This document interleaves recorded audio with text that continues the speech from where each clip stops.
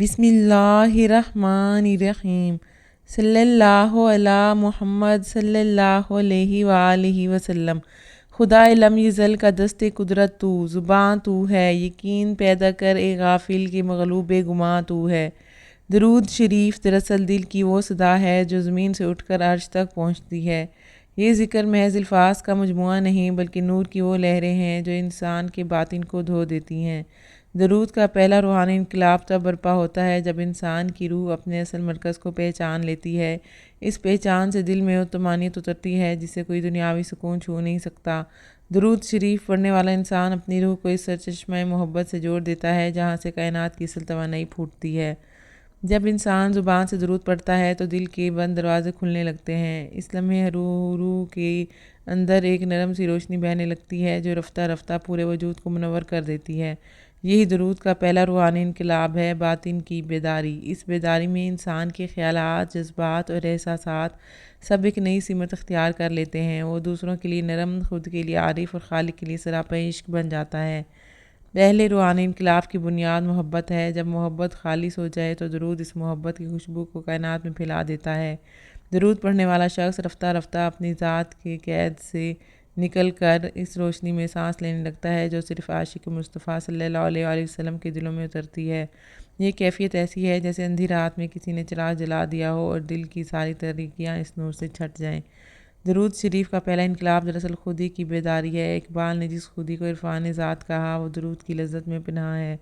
جب انسان محبت رسول صلی اللہ علیہ وآلہ وسلم میں فنا ہوتا ہے تو اس کے اندر کی خودی بیدار ہو جاتی ہے، مگر یہ خودی غرور نہیں بن جاتی، یہ بندگی کی پہچان بن جاتی ہے۔ درود شریف پڑھنے والا شخص جان لیتا ہے کہ عزت، عظمت اور سکون کا اصل راز سر تسلیم میں چھپا ہے۔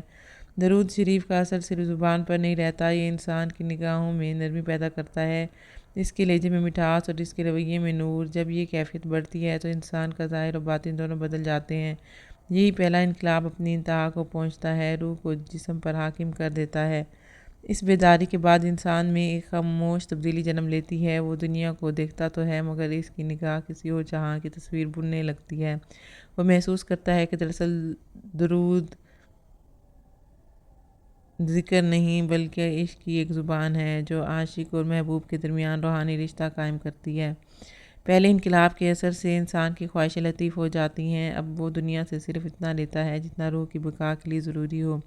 وہ جان لیتا ہے کہ دل کی اصل غذا محبت ہے اور محبت کا سب سے پاک ذائقہ درود شریف کی لے میں چھپا ہے۔ جب درود دل سے نکلتا ہے تو وہ انسان کی تقدیر میں برکت کے پھول کھلا دیتا ہے۔ ایسے شخص کے ارد گرد ایک غیر مرئی سکینت پھیل جاتی ہے، لوگ اس کے قریب آ کر چین محسوس کرتے ہیں۔ یہی درود کا پہلا انقلاب ہے، انسان کی روح خود روشنی بن جاتی ہے۔ اب آتا ہے دوسرا روحانی انقلاب۔ یہ انقلاب اس وقت برپا ہوتا ہے جب انسان کا ذکر خود کے لیے نہیں بلکہ محبوب کے لیے رہ جاتا ہے۔ یہ درجہ فنا کا درجہ ہے، یہاں درود قاری کو ذکر سے ذکر کی حقیقت تک پہنچا دیتا ہے۔ دوسرے روحانی انقلاب کی ابتدا خاموشی سے ہوتی ہے۔ انسان جب مسلسل درود میں جیتا ہے تو ایک دن محسوس کرتا ہے کہ درود اب وہ خود نہیں پڑھ رہا بلکہ اس کے اندر کوئی اور پڑھ رہا ہے۔ یہ لمحہ انقلاب ثانی کا آغاز ہے، انسان کی روح فاعل سے مفعول میں بدل جاتی ہے۔ اب وہ خود کو کچھ نہیں سمجھتا بلکہ سب کچھ اپنے آقا صلی اللہ علیہ وآلہ وسلم کی نسبت سے دیکھنے لگتا ہے۔ اس انقلاب کے بعد درود شریف محض الفاظ نہیں رہتا بلکہ سانسوں کی روانی بن جاتا ہے۔ انسان ہر لمحہ اپنے اندر اس نور کو گردش کرتے محسوس کرتا ہے جو درود کی ہر حرف سے پھوٹتا ہے۔ دوسرے انقلاب کی خاصیت فنا اور بقا کے درمیان توازن ہے۔ یہ وہ مقام ہے جہاں درود شریف پڑھنے والا بندہ اللہ کے ذکر میں گم ہو جاتا ہے مگر ہوش بھی رکھتا ہے۔ وہ دنیا میں رہ کر دنیا سے ماورا ہو جاتا ہے۔ درود شریف کے تسلسل سے دل میں ایسی پاکیزگی آ جاتی ہے کہ گناہوں کی یاد بھی بوجھ بن جاتی ہے، نفس کی خواہشیں مان پڑ جاتی ہیں۔ یہ وہ لمحہ ہے جب انسان نور کی طرف لوٹ آتا ہے۔ وہ محسوس کرتا ہے کہ اس کی سانسیں، اس کا دل، اس کا وقت سب درود کی لہروں میں بہہ رہا ہے۔ دوسرا انقلاب روح کی مکمل تسلیم ہے۔ اب بندہ اپنے رب سے کچھ نہیں مانگتا کیونکہ اس کا دل مطمئن ہو چکا ہے۔ وہ جان چکا ہے کہ جو درود میں ملتا ہے وہ کسی دعا میں نہیں ملتا۔ درود کا دوسرا انقلاب انسان کو عارف بنا دیتا ہے۔ وہ دنیا کے شور میں بھی خاموش رہتا ہے، اس کے دل میں وہ سکوت اتر آتا ہے جو فقط عشق مصطفیٰ صلی اللہ علیہ وآلہ وسلم کے سائے میں ممکن ہے۔ یہ انقلاب روحانی استقامت دیتا ہے۔ بندہ جب درود کے سمندر میں غوطہ زن رہتا ہے تو کوئی دکھ، کوئی غم، کوئی محرومی اس کی روشنی کو مدھم نہیں کر سکتی۔ وہ ہر حال میں شکر گزار رہتا ہے۔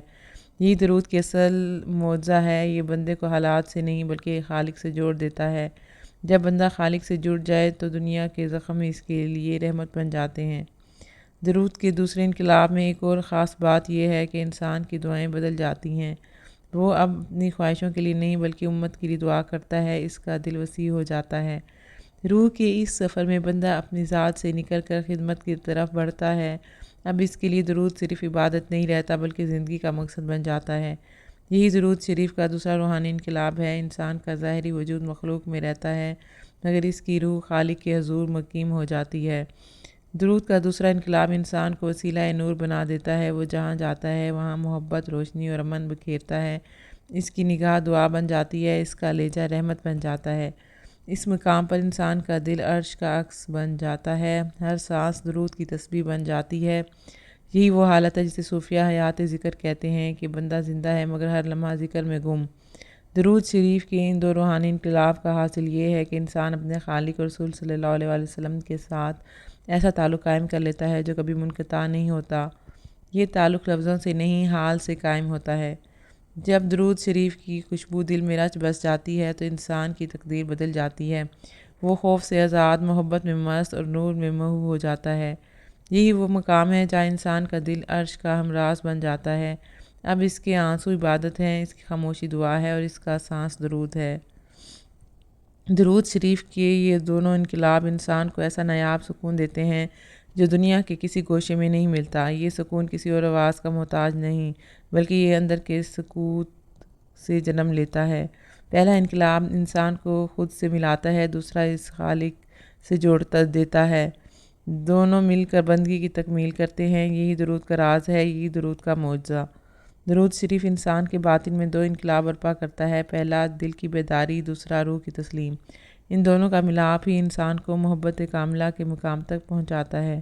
آخر میں یہی کہنا کافی ہے کہ جس دل میں درود کی روشنی اتر جائے وہ دل کبھی اندھیرا نہیں رہتا۔ درود شریف صرف ذکر نہیں، یہ عشق کا تسلسل، نور کا سفر اور روح کا ابدی عروج ہے۔